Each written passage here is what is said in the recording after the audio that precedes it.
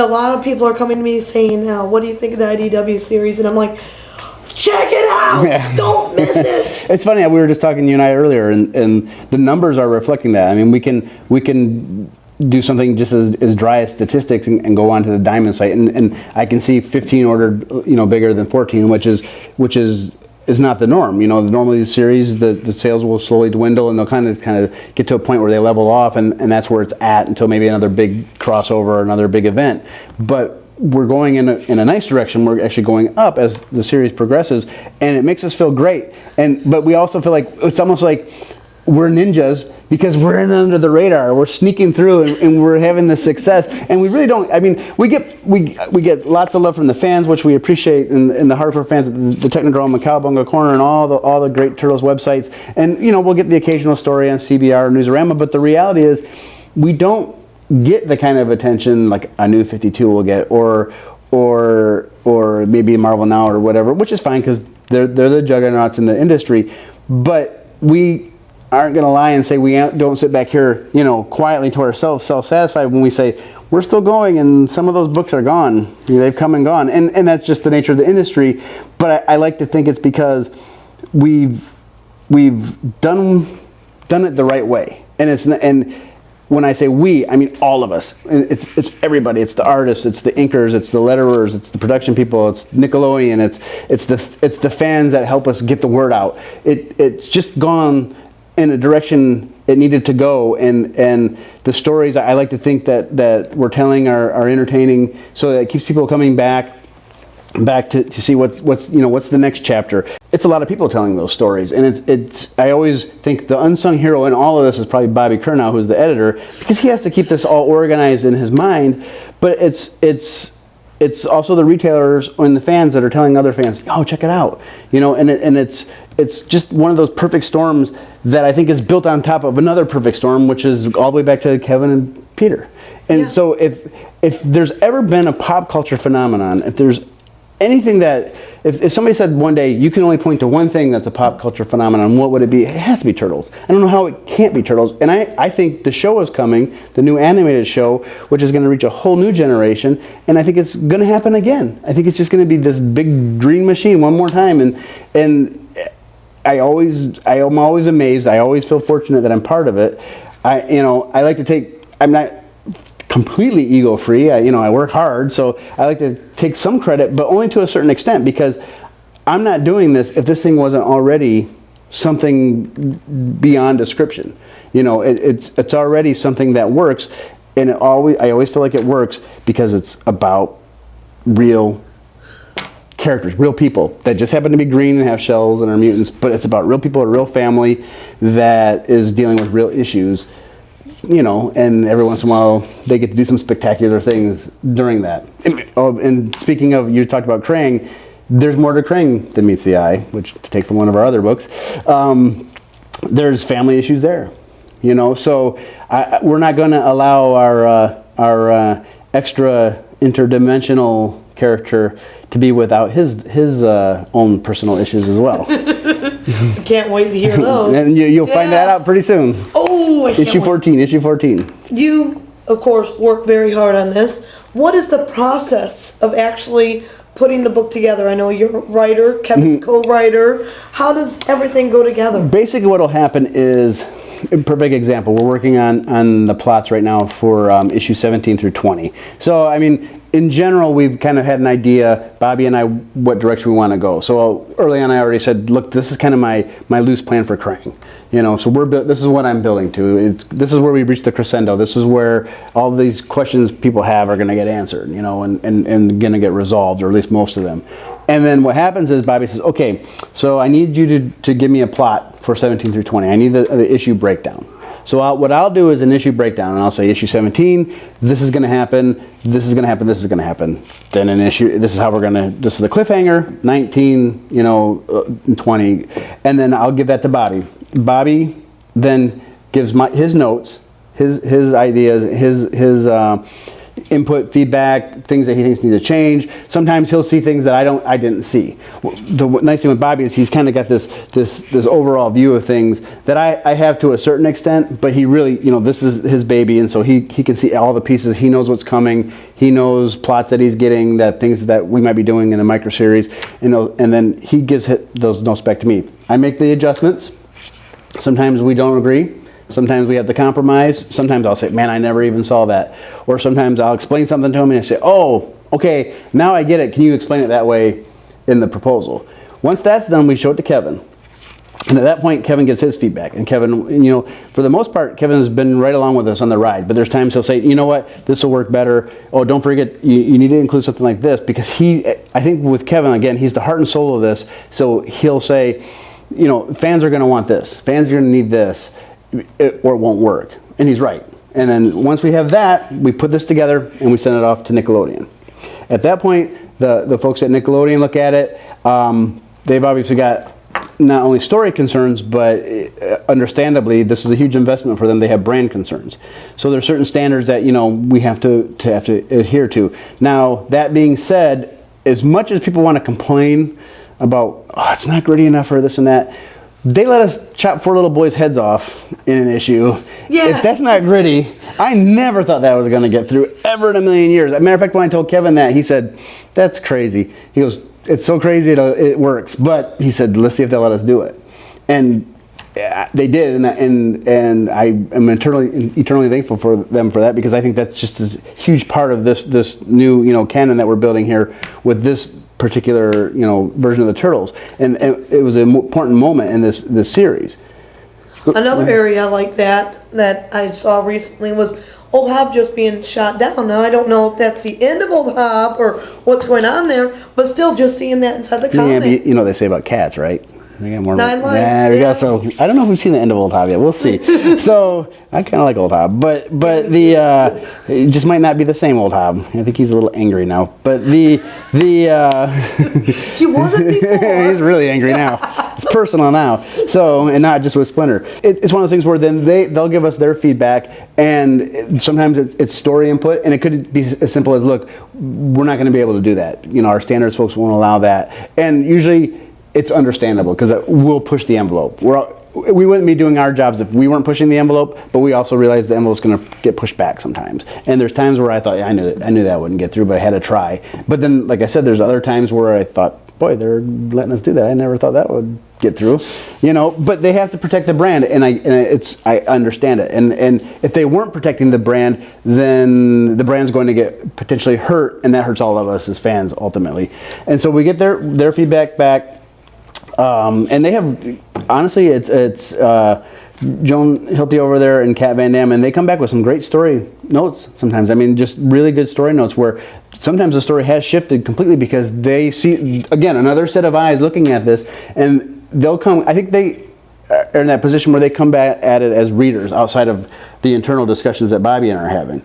So it's kind of like they're the first litmus test for, this is a story we want to tell. And then they'll say, wait a minute, well, if they're doing this, why are they doing this? And then you go, oh, now that I step back and look at it, you're right.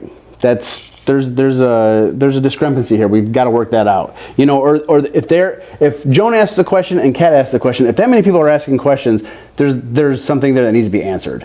And so that gives us, the information we need to do what we usually tend to call kind of like the final draft. There may be tweaks here and there, but I'll get it back. I'll incorporate all this feedback from everybody, send it back to Nickelodeon and Bobby, and then at that point usually they say, okay, it's either, hey, this is approved, or approved, just kind of pay attention in these areas, make sure that because we're not quite understanding it in the script, or the proposal here, that you're explaining it in the script, which, I usually have the plan to do that. It's just, I haven't spelled it out yet. And then they'll see it in the script and go, oh, okay, now we get it.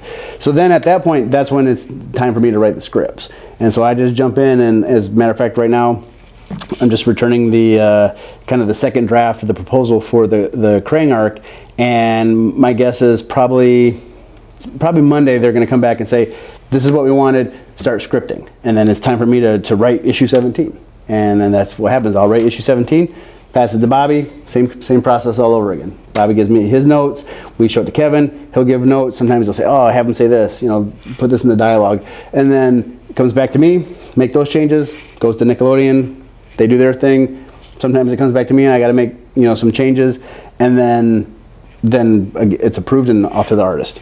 And it's every issue is an adventure, and some are easier than others, and it's funny because, like I said, there's been issues that I thought would fly through that took more back and forth than the others, and there's ones that I thought, man, this one is going to be a struggle, which was issue 5. I thought issue 5 was going to be a struggle, only because just so many, really, for lack of a better term, morbid elements to the story, and that one flew through. We had some changes we made, but overall, everybody was really motivated right from the start with that issue, and that's when I thought, I think this is a special issue because it's working for them the way it worked for me when I imagined it and when I wrote it. So you never know. You never know what's going to fly through or what's not. That was really a make or break issue for a lot of fans. And we knew it. Yep. And it's funny. It's like, and then there's things like, I'll even say that, like, I never intended for there to be what we call the French ninjas or the savant ninjas. It was never in my thought process. That's a Kevin idea.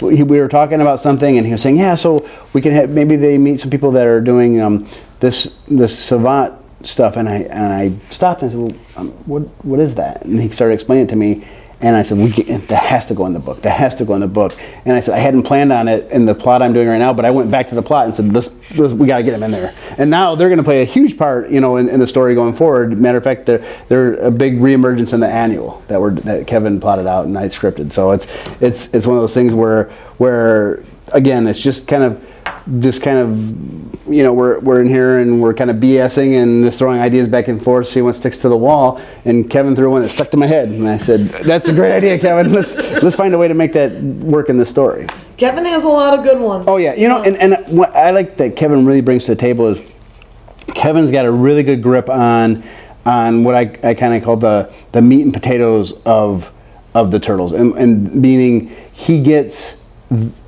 the gritty fighting aspect in a way that I don't think I always get, and what that means is he's kind of got that B-movie mentality that this book absolutely needs. It doesn't just need the family aspect, it needs that B-movie mentality. It needs that Enter the Dragon, Octagon kind of martial artsy kind of environment that for me sometimes is the area where I have to really think it out. And for Kevin, he's just got these cool ideas to do these cool things, and it just comes out of him. He's like, well, what does he do this? And the annual is a perfect example. And you saw how he plotted that thing out in this big chart. And Bobby and I read it, and I was quiet for a while. We got it at the same time. I was quiet for a while, and I looked at Bobby and go, this is the craziest thing I have ever read in my life. I have no idea how we're gonna pull this off. There's so much nuttiness here, but it was like genius nuttiness that I said we gotta find a way to make this work. And so I worked with Kevin, and then I sat down and I remember writing the first words for that script, thinking, what am I gonna do? There's no way I can make this work. And I can't believe it, but we made it work. And now Kevin's almost done with the artwork, and I can't wait for people to see it. And it's gonna fit so nicely into what we're doing, but at the same time be so Kevin that it will stand out in that regard. Like I think if anything is gonna really feel like a Mirage story or a Kevin Eastman story, it's definitely this issue, because it's just got all those cool elements he brings. But again, Kevin was such a consummate team player here, and so excited about what we were doing, is he brought everything that's historically Kevin into the story, and even a lot of things that are historically Turtles, or what you might want to call old school Turtles, and found a way to fit it into new school Turtles. So it's going to feel like our IDW Turtles, but it's also going to feel like Kevin's Turtles, if that makes sense. And I think that's what makes it really neat. And just when I was writing, and I thought, I can script it, I can adapt this, but this is Kevin's. This is things happening here I wouldn't have thought of, because that's just not where I am creatively. That's just is coming from that mad genius. So it was a lot of fun. It was a huge honor to work with the guy. And everybody knows he's probably the nicest guy you're gonna meet. So that makes me hate him even more. Like, good looking, nice guy, creative. Well, man, I hate Kevin. When the Ultimate Collection first started coming out, because we thought this was going to be all of Mirage, but then it turns out it's only the Eastman and Laird, mainly just the Eastman. No, I think ultimately we want to reprint everything.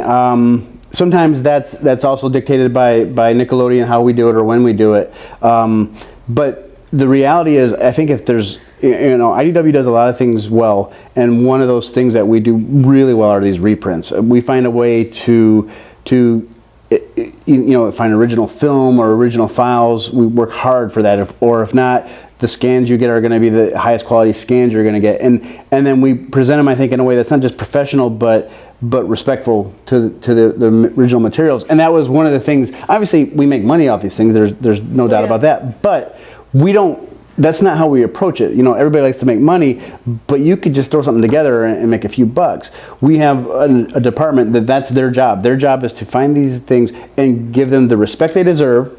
They're classics for a reason, and get them back out to fans and give fans a reason to want to buy them. And I think we do that, but not only because it's not exploiting hardcore fans. I think it's just saying, look, this is that thing you love, and now look at this is that thing you love in this way that's not only collected in one big tome, but it's just this beautiful tome that's going to last you forever. This book is durable, this book is strong, and it's printed in a way that we want you to have this, and we want this to be on your bookshelf 30 years from now, 40 years from now, when somebody else is doing Turtles, and you can point back to these stories, from 30 years, prior to this or whatever, and the reprints themselves are also our way of saying we recognize that we're doing Turtles, but other people have done Turtles and they've done them well as well. Just like we hope we're doing, and we want to make sure that we're paying the due respect and giving tribute to those versions that came before, because we know we're not doing this without those, and they deserve to be represented and represented to an audience that either A, doesn't have those things anymore, or the ones they have are outdated or torn or shredded, or have never seen them before. And we're hoping that what we're doing, and we've gotten feedback that I think this is happening. The fans are saying, oh man, we really like what IDW is doing, we love it, and we love that they're taking all these ideas and bringing them in from earlier iterations, and people are saying, I want to see what they're talking about. What do you mean there was Turtles before this? Because some people don't even realize there were Turtle comics. They don't know there was a Mirage or Archie's or Image Turtles. They know there was Fred Wolf Show, or even like my daughter, she's 9. She knows there was this 4Kids version. That's what she knows. Yeah. And so those are the folks that we really want to take the chance, have them take a chance and say, I want to look at what's come before. Because I think, does that take away from us? No, I think that just builds on what we're doing, just the same way we're building on what was done before us. And so I don't think you get a complete Turtle story unless you have a complete Turtle story. Yeah. And that's what you get with all these reprints. And I think they're beautiful books. I mean, I'm proud of them. It's funny because I'm writing the ongoing and doing a lot with the mainline, but I also edit the color classics we're doing. And it was funny because when we started doing those, I thought, well, do those really need to be done? But it was a really good business idea, I thought. And then when the pages started coming in and I started looking at them, I said, you know what? I really like these because I know, sadly, there's fans that won't, potential fans, let's call them, who won't take a chance on a black and white these days. They just won't. Does that mean black and white's worse? No, I think those black and white books are classic and they look beautiful and they need to be seen that way. But I also know that what's going to happen is we're going to bring new Turtles fans into the mix, because they might look at a black and white and go, eh. But they might pick up one of those classic Mirage books and see it in color and then read it and then realize, oh, these are fantastic stories. I didn't know these existed, or I've never seen them this way, and now I want to see more. And I think it only helps the overall brand versus, like I said, taking away from ours or ours taking away from theirs. I think they just all complement each other. Saying, okay, pick up the color classics. I think those will be in order. But if you're hardcore and want some excellent notes, pick up those ultimate collections. You know what? I'm glad you said that, because that to me is probably, besides getting the old materials out to fans and exposing them to these great stories, is how cool is it that Peter and Kevin are doing these annotations? To me we talk about in meetings all the time, and it's exciting for us now, 3-4 volumes in, as it was at the beginning, that they don't have to. I mean, the reality is, Kevin doesn't have to be part of this at all, and I'm happy he is, but he doesn't really. You know, he had his Turtles time, but that just shows you how much even the two guys that originally created this, who, you know, have been bombarded with this all their lives, good and bad, probably through all these years, ultimately want to come back to Turtles because they know what they created is special, and they still love it. I know they still love it, and that makes, I think, the fans love it even more because there's still that exuberance. You know, they still want to be part of this turtle family, and then, you know, so Kevin's obviously working with us and doing as much as he's doing, but, you know, Peter made some pretty good money selling this property to Nickelodeon, and a lot of people might be on their boat right now fishing and not worrying about, you know, something that they don't have to worry about anymore, and yet he still comes back and still loves and respects his creation enough to do annotations for you know, really decades old stories. And what does that do? It shows that he, one, like I said, loves and respects it, but also makes them new in a different way. Because now you're getting this kind of this background, this behind the scenes look at what went into making these stories and the story behind the story.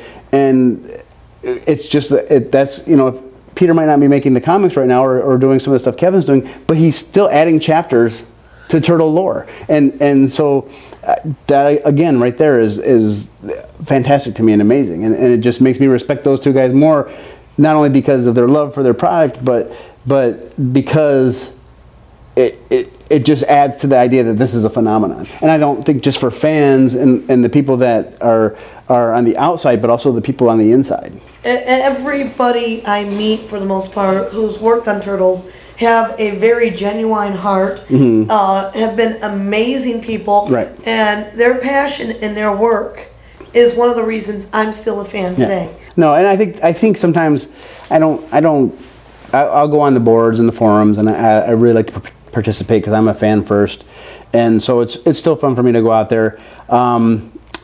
If I ever have any frustration sometimes, and this is obviously a vocal minority, is if you hear people saying, oh, they just cashing in, or somebody's doesn't. They're just cashing in and they draw this thing terrible and they don't. I'm thinking, you know what, you might not like how they're drawing the Turtles, or you might not like how they're writing the Turtles or presenting it. It may not be to your taste, but there is nobody, I guarantee you, because I'm as far inside of this thing now as anybody, there is nobody involved right now that's doing this to cash in or just because.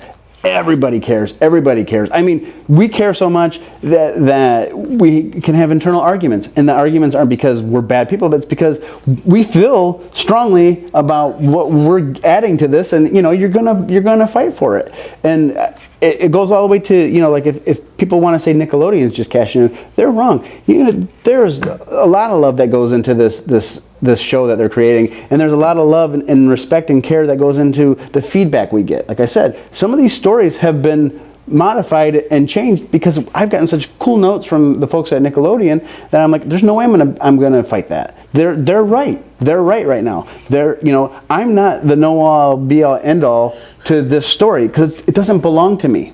I'm just a spoke in this wheel, but it's a cool wheel to be a spoke in. Oh, it totally is. You know what I mean? I don't feel like a number. I just feel like a person that's really fortunate to have this opportunity, however it came about, to contribute. You know, but it's not just me. And like I said, and it's still Peter and Kevin. You know, when they don't have to. They don't have to. The reality is they don't have to, because how many people sell a business and then just move on? And to this day, I honestly, personally, I've never met Peter. I've never met him, but my experience with him vicariously through others is always good. You know, I've never heard a bad word said about him. The folks here at IDW love working with him. And I've obviously worked with Kevin, and I consider Kevin a really good friend now, and a guy that, it's funny, my wife's one of those people that's just a really good judge of character, and she always has been. And she met Kevin for the first time, walked when she goes, he is a nice person. I tell you right now, he's a nice person. You know, and she met him for 5 minutes. But she just knew, and she's always right, because she's told me some people are bad people, and they turned out, I didn't believe her, and then turned out she was right. They were a bad person. I was like, I would have never guessed. And Kevin's one of those people that you meet, and he's a good guy. And my dream to this point, and it's funny because you'll see on the forums, do you think Peter hates what IDW is doing? Oh, they're taking his character. I don't think he does. I think he would be inhuman if he didn't feel funny sometimes. I just had my first experience with a character I wrote for IDW that another company, it wasn't my character, I didn't own it, but I basically created the character and was kind of like, I gave birth to this character, if you want to use some kind of weird metaphor, and molded it into what it was. And another company bought the license, and it was the first time I saw somebody else take my character in a direction I would have never thought of, you know, and that's not the plans I had for it if we had kept it. So yeah, it feels weird. It feels weird to see that, because it's kind of like if you had your own kid and you took it out and maybe like they got a stepdad or something, and then you're like, another guy's raising my kid. It seems weird, but it doesn't mean it's bad. He might be a good guy, the stepdad, but it's, you know, it's taking your creation per se into a different direction. And if Peter didn't feel funny about folks doing that, then I think Peter would be inhuman. He's a creator. He's an artist. He's a guy that does these things because he loves them, and most of us do it because it's what we do. We can't help it. It's just we have to do this.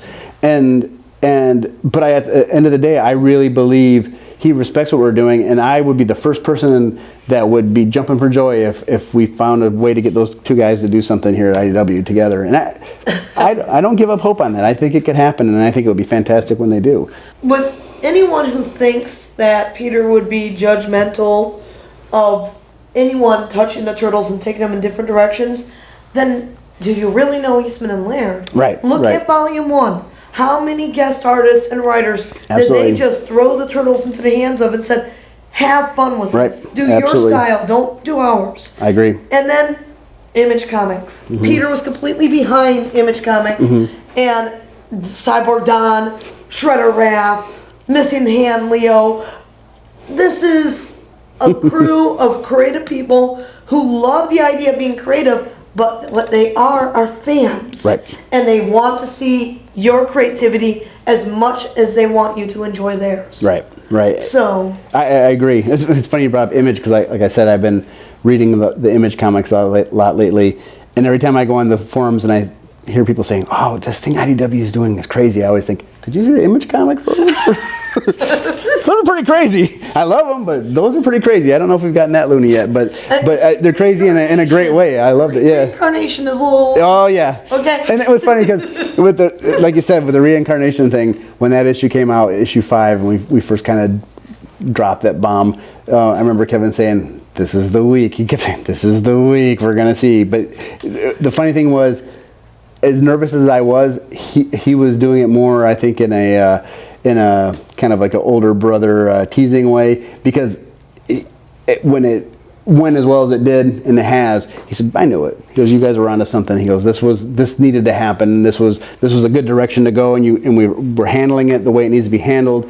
And it made me feel good that he had the confidence. I mean, I had confidence, but I had also this nervous energy, or no, I was freaking out, really. That's what was going on, because I thought, this is probably where I'm taking this in this crazy direction that I don't know if people are going to be able to deal with it. And even like internally, people are like, "What are you doing? You sure you want to do this?" And I said, "Yeah, I feel like this will work, and I have a plan for it." But I also knew, because I have a plan for it, nobody else is privy to that plan.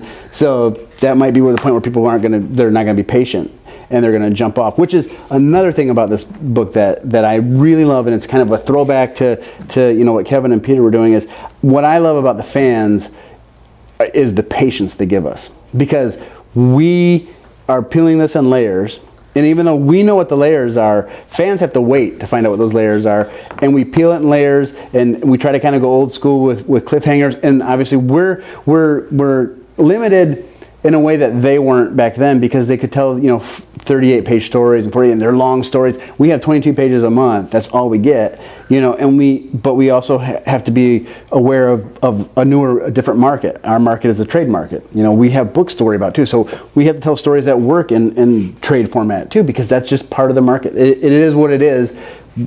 And that's how it is. That's how I always look at it when people say, "Well, you tell these stories and it takes 4 issues to tell a story." I go, "Well, but you also have to remember, we have to consider all the markets that we deal with now that didn't exist maybe back then."